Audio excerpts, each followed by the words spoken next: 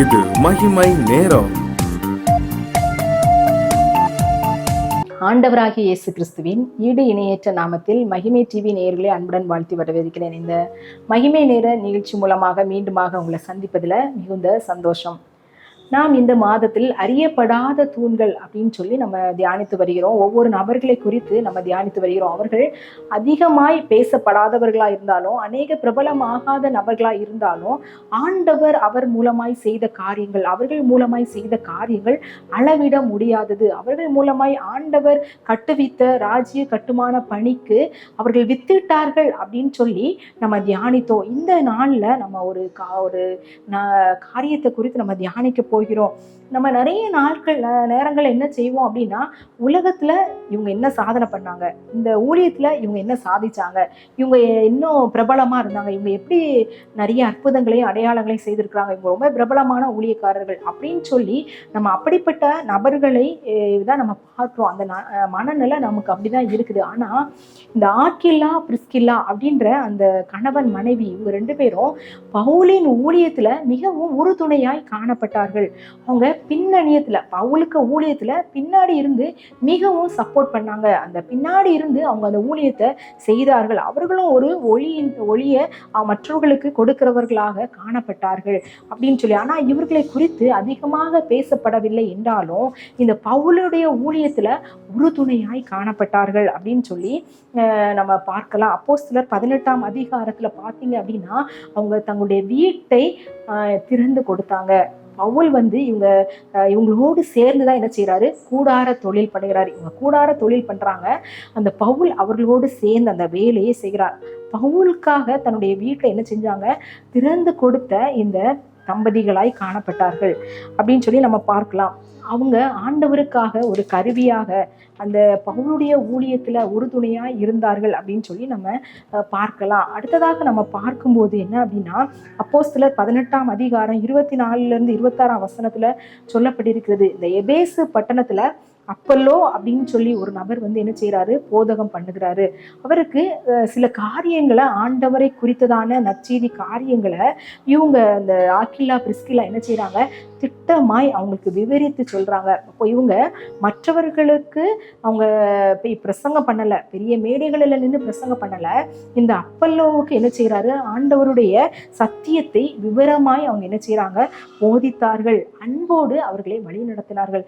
நம்ம எப்படி மற்றவர்களை வழி நடத்துகிறோம், நம்ம எப்படி ஆண்டவருடைய சத்தியத்தை மற்றவர்களுக்கு சொல்லுகிறவர்களாய் காணப்படுகிறோம் அப்படின்னு நம்ம சிந்திக்கணும். இவங்க மூலமாக நம்ம கற்றுக்கொள்ளக்கூடிய காரியம் என்ன அப்படின்னா, மற்றவர்களுக்கு ஆண்டவருடைய சத்தியத்தை சொல்லுகிறவர்களாக நம்ம காணப்படும். ஒருவேளை என்னால வெளியே போய் செய்ய முடியாத சூழ்நிலை, என்னால மற்றவர்களுக்கு முன்பதாக நின்று ஊழியம் சுவிசேஷம் அறிவிக்க முடியாத சூழ்நிலையில இருக்கும்போது, யாருக்கு அவருடைய சுவிசேஷம் அதிகமாய் அறிவிக்க முற்படுகிறார்களோ அவர்களுக்கு ஆண்டவருடைய அன்பையும் அவருடைய சத்தியத்தையும் அதிகமாக போதிக்கும் போது அவர்கள் மூலமாக ராஜ்யம் கட்டுமானம்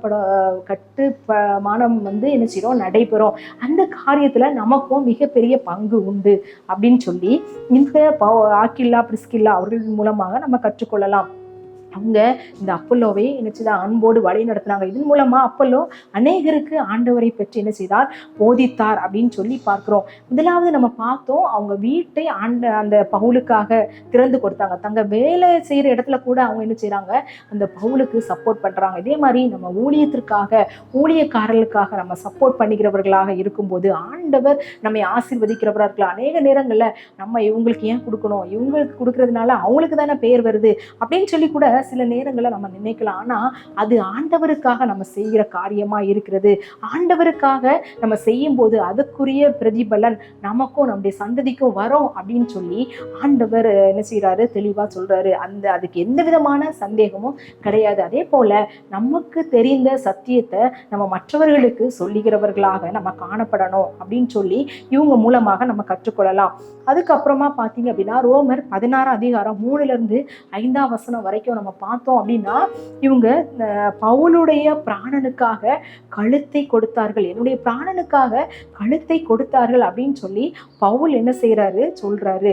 அப்போ அவர்கள் வந்து போதனை செஞ்சாங்க, அவங்க உபதேசம் பண்ணாங்க, அவங்க மேடை பேச்சாளர், அநேகருக்கு முன்பதாக அவங்க நற்செய்தி சொன்னார்கள் அப்படின்ற காரியம்லாம் இல்லை. ஆனா பவுலுக்காக தன்னுடைய பிராணனை கொடுத்தார்கள். பவுல் ஒரு ஆண்டவருடைய ஊழியத்தை செய்த அப்போஸ்தலன். அவருக்கு பிரச்சனை வரும்போது, அவருடைய பிராணனுக்கு ஒரு கேடு வரும்போது அதற்காக கழுத்தை கொடுத்தாங்க. அப்படின்னா என்ன அர்த்தம்? அவங்களுக்கு வர வேண்டிய ஆபத்திற்கு அவங்களுக்கு முன்னு பக்கபலமா நின்று அந்த ஆபத்துல இருந்து அவங்களை விடுவித்தார்கள் அப்படின்னு சொல்லி பார்க்கிறோம். ஆனா ரொம்ப மிகவும் ஈடுபாடுடன் இருந்தவர்களாக இருந்தாங்க. பவுலோடு இணைந்து அவங்க வேலை செய்தார்கள் அப்படின்னு சொல்லி பார்த்தோம்.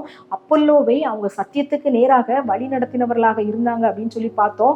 பவுலுக்காக தன்னுடைய பிராணனை கொடுத்தவர்கள் அப்படின்னு சொல்லி பார்த்தோம். இவங்க வீடு வந்து என்ன செய்யுது? தேவாலயமாக இருந்தது அப்படின்னு சொல்லி சொல்லப்படுகிறது. அவங்க வீட்டுல ஆண்டவருடைய காரியங்கள், ஆண்டவருடைய ஜெப நடைபெற்றது. அவங்களுடைய ஒரு ஜெப கூடாரமாக அவங்க வீடு காணப்பட்டது அப்படின்னு சொல்லி பார்க்கிறோம்.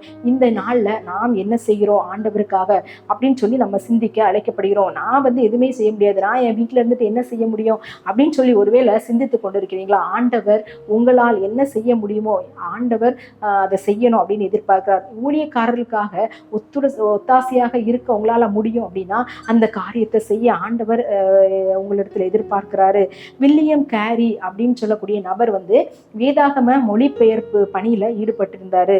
அவர் வந்து 18ஆம் நூற்றாண்டுல இந்தியாவில் வந்து அநேக மொழிகள்ல வேதாகமத்தை மொழிபெயர்த்தார் அப்படின்னு சொல்லி சொல்லப்பட்டிருக்கிறது. அவருடைய பின்னணியிலிருந்து ஒருத்தர் செயல்பட்டார். அவர் யார் அப்படின்னா வில்லியம் வார்ட். அவர் என்ன செய்வாரு? அவர் புத்தகங்களை அச்சடிக்க உதவி செய்வாரு, அவருடைய புத்தகங்களை எடுத்துக்கொண்டு போய் கொடுக்க உதவி செய்வாரு. இப்படிப்பட்ட காரியங்கள்ல உறுதுணையாய் காணப்பட்டார். இவர் வந்து நான் வந்து மேடையில நான் போனோம், என்னை வந்து பிரபலமா நான் இருக்கணும் அப்படின்னு நான் விரும்பல. நான் செய்யற காரியத்துக்கு பரலோகம் எனக்கு என்ன செய்ய, பரலோகம் எனக்கு என்னை அறியணும் அப்படின்னு நான் விரும்புறேன் அப்படின்னு சொல்றாரு. அதே போல நாம் செய்யற காரியங்கள் பின்னாடி இருந்து செய்யற காரியங்களா இருந்தாலும், ஊழியர்களுக்கு பின்னாடி இருந்து நம்ம செய்யற காரியங்களா இருந்தாலும், சபையில பின்னாடி இருந்து செய்யற காரியங்களா இருந்தாலும், ஏதோ ஊக்கப்படுத்துகிற காரியமா இருந்தாலும், நான் முன்னாடி இருந்து எந்த காரியத்தை செய்யலாம், ஆனா செய்யறவர்களை நான் ஊக்கப்படுத்துகிறேன் அப்படின்னு சொன்னாலும் ஆண்டவர் அதை கனப்படுத்துகிறார். அதற்குரிய பிரதிபலனை இம்மையிலும் மறுமையிலும் ஆண்டவர் உங்களுக்கு கட்டளையிடுவார் அப்படின்னு சொல்லி ஆண்டவர் உங்களிடத்துல சொல்லுகிறாரு. இந்த ஆக்கில்லா பிரிஸ்கில்லா என்பவர்கள் என்ன செய்தாங்க அப்படின்னு சொன்னா, அவங்களுடைய பெயர் ரொம்ப தெரியாதவர்களாய் காணப்பட்டாலும் ஆனா ஆண்டவருடைய பார்வையில இவர்கள் மிகவும் அருமையான நபர்கள். ஏன்னா அவர்கள் தங்கள் ஊழியக்காரர்களுடைய பிராணனுக்காக தங்களுடைய கழுத்தை கொடுத்தவர்கள். அப்படிப்பட்ட சூழ்நிலையில ஊழியர்களுக்கு உதவி செய்தவர்கள், ஊழியத்திற்காக தங்களுடைய வீட்டை திறந்து கொடுத்தவர்கள். சத்தியத்தை யாரு சொல்றாங்களோ அவங்களுக்கு சத்தியத்தை அவங்க சொல்லி கொடுத்தாங்க. இந்த சத்தியத்தின் வழியில அவங்கள வழி நடத்தினார்கள். இப்படிப்பட்ட காரியத்தை இந்த ஆக்கில்லா பிரிஸ்கில்லா செய்தார். இதே போலதான் நம்முடைய வாழ்க்கையில நம்மளால் என்ன செய்ய முடியுமோ அதை ஆண்டவருக்காக செய்யும் போது அது ராஜ்ய கட்டுமான பணியில நாம் செய்கிற மிகப்பெரிய ஒரு பெரிய தூணை போல ஒரு பெரிய செயலாய் காணப்படும் அப்படின்றதுல எந்த விதமான சந்தேகம் இல்லை. அப்படிப்பட்ட காரியங்களை ஆண்டவர் நமக்கு தரணும், அப்படிப்பட்ட வல்லமையை நமக்கு தரணும் அப்படின்னு சொல்லி நம்ம ஜெபிக்கலாம். எங்கள் அன்பின் பரலோக பிதாவே, இந்த நாளுக்காக உமக்கு நன்றி செலுத்துகிறோம். இந்த நாளில் நாங்கள் ஆக்கில்லா பிரிஸ்கில்லா அவங்க மூலமாக, அவங்களுடைய வாழ்க்கை மூலமாக கற்றுக்கொண்ட காரியங்களுக்காக உமக்கு நன்றி செலுத்துகிறோம். ஆண்டவரே, எங்கள் வாழ்க்கையிலும் நாங்கள் அதை செயல்படுத்த எங்களுக்கு உதவி செய்யுங்க. எங்களுடைய வீட்டையும் ஆண்டவரே இயேசப்பா, எங்களுக்கு ஆண்டவரே நீர் கொடுத்த அந்த சத்திய அறிவையும் நாங்கள் மற்றவர்களுக்கு ஆண்டவரை சொல்லுகிறவர்களாக, மற்றவர்கள் அதில் வழி நடத்துகிறவர்களாக எங்களுக்கு நீங்க கிருபை பாராட்டுங்க.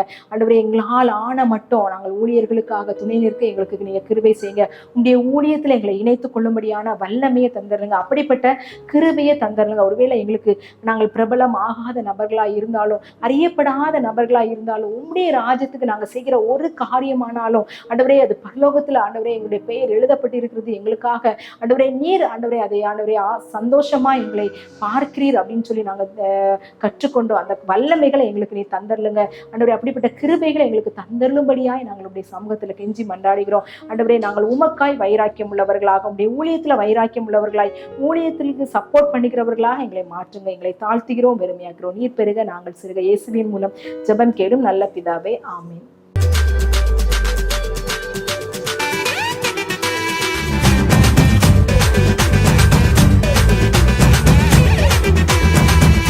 மகிமை